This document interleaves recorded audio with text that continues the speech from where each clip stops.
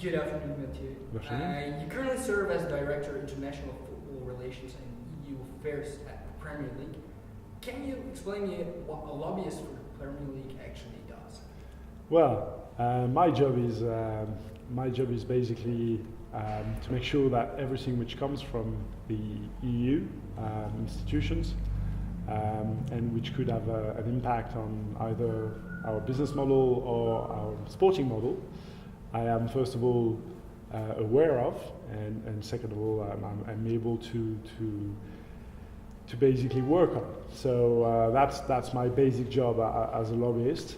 However, my current job at the Premier League is a bit broader than that. So I deal, of course, with the EU affairs, but I also represent the Premier League in various fora of international football, which is basically representing the Premier League at the European Leagues Association, the World Leagues Forum, and a couple of meetings at UEFA, FIFA, and so on. So that's basically my job in a nutshell. Thank you. Obviously, we all know the Premier League, but since its foundation in 1992, there has been a lot of changes. Can you explain a little bit more what would have been the biggest change, if I ask you personally? Yeah. Well, look, I mean, the Premier League obviously has changed a lot, as you said. I mean, I think an obvious one is the outreach of the Premier League. I mean, when we started in 1992, I think we had one international contract. We currently have more than 100. We've got, we are broadcast in more than 190 countries in the world. So I think in terms of outreach, in terms of presence, I mean, the Premier League has done, and its club have done a terrific job. So we're very proud of that. So that's obviously a big change.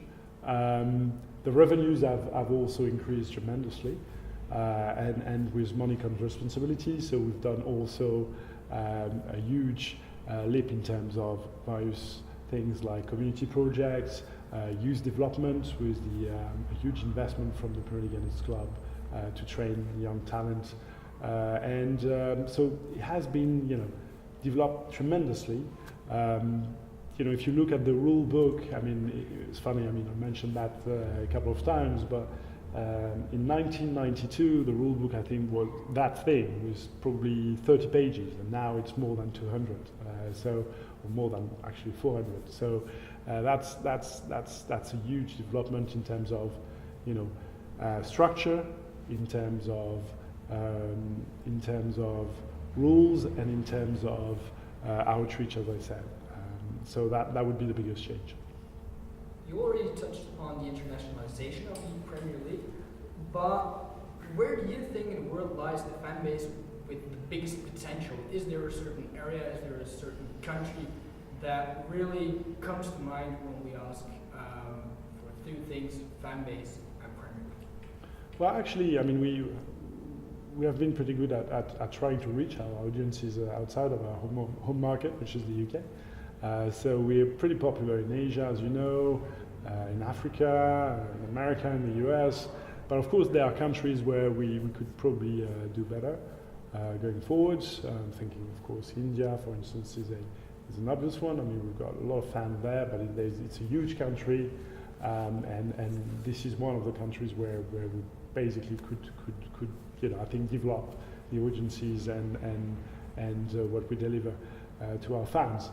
So we're working on it with our colleagues from various departments in the Premier League, be it commercial guys, but also community projects and so on and so forth. And this is one example where we think we could probably do even better.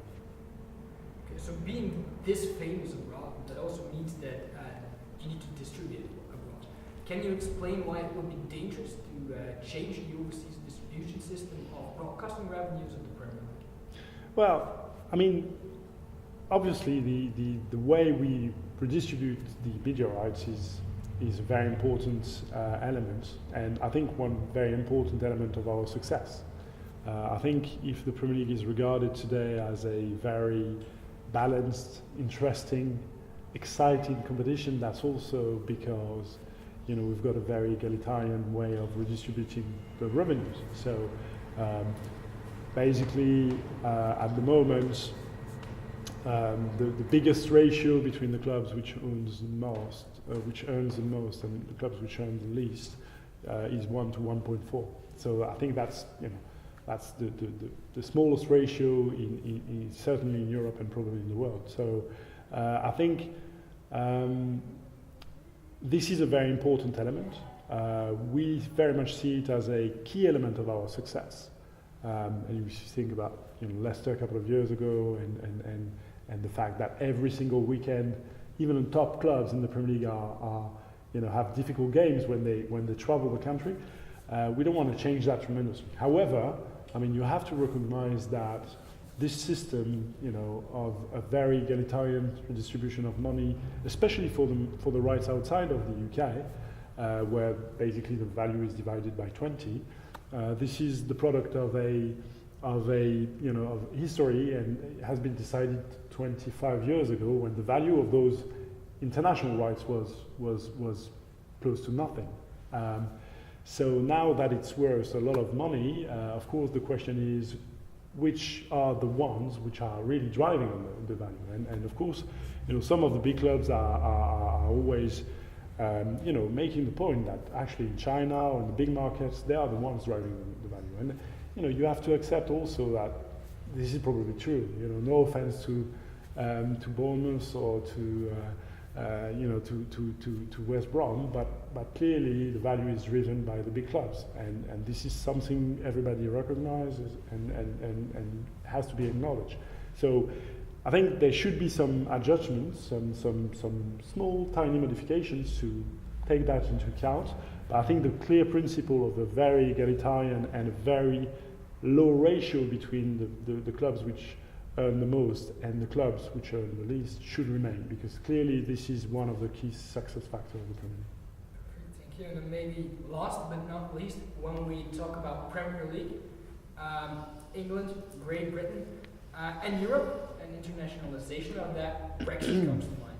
Yeah, indeed. Can you maybe say or can you maybe elaborate on the fact what Brexit will mean for Premier League? Well, this is obviously a very interesting question. I mean, this is something which comes to my mind very regularly, can assure you. Obviously, there are two big elements in this. The Premier League success has also been, built around the fact that we try to have the most exciting football show on earth, and that means having the best players, the best coaches from everywhere in the world. So, it all starts on the pitch and it finishes on the pitch. If you manage to have a very exciting competition, football-wise, you create interest from broadcasters, you create interest from your fans, and then you can value that, you can get revenues, and then you can reinvest those revenues into the game. And that's what we call the virtuous circle. So having the best players, having the best coaches, this is really important for us. And obviously with Brexit, this is under threat. Clearly, the access of the best footballers in Europe will be reduced. It will be more difficult for our clubs to recruit them. So hopefully we'll find a solution with the other football stakeholders and with the UK government to make sure that at least recruiting players, at least the best players, is still possible. I think it's in the interest also of the other football organizations. You don't want a Premier League which is weakened or which is not at the level where we used to be. And it's also in the interest of the UK government to have such a great product that we export everywhere in the world. So I think ultimately we'll find a solution to at least manage the consequences, but clearly the access will be more difficult. The next question is, will it still be very, very difficult to recruit players from outside of Europe going forward? And that's also something we're trying to work on with the UK government and the other football stakeholders. But clearly this is a key element, the access to talent, and I think this is an issue for the Premier League. This is also an issue for any other British industries, to be honest. You take the broadcasting industry, you take the film industry, they're all adamant to find a solution because they are very dependent on the best talent in the world. This is something we're working on. This is the first element. Second element is obviously the legal framework, especially the intellectual property framework, which is the basis on which we sell our media rights in Europe and beyond. And clearly this is at the moment defined at European level because the EU is a very important element. So going forward, how it's going to be handled, this is a big question mark. Now, the difficulty with Brexit is, as we speak, we don't know what Brexit will look like, whether we're going to get a deal, whether there will be a withdrawal agreement. So it remains to be seen, but clearly this is something which takes up a lot of my time.